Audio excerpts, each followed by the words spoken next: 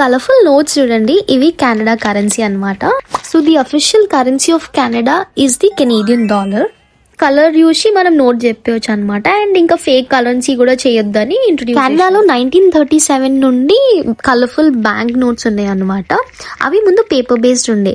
2011 నుండి పాలిమర్ కి షిఫ్ట్ చేశారు అనమాట. పాలిమర్ ఇస్ లైక్ ప్లాస్టిక్ అనమాట. Australia was the first country to introduce polymer. So Canada issues 5 bank notes and 5 coins అనమాట.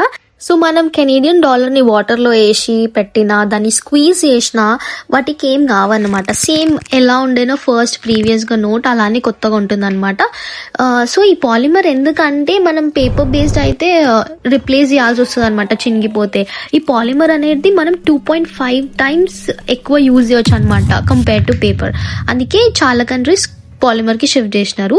So I tried multiple ways like squeezing, tearing, లాస్ట్లో సీజర్స్తో